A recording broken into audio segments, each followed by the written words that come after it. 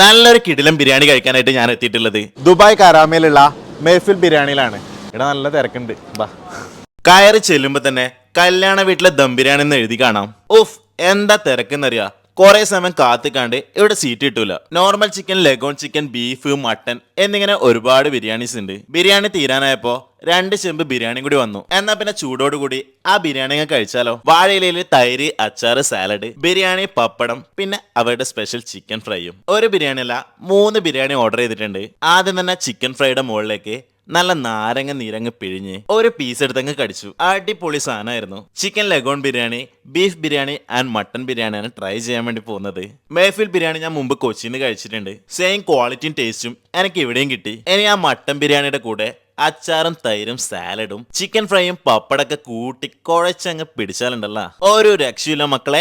Must try. Spot മറക്കണ്ട, കരാമയിലുള്ള മേഫിൽ ബിരിയാണി.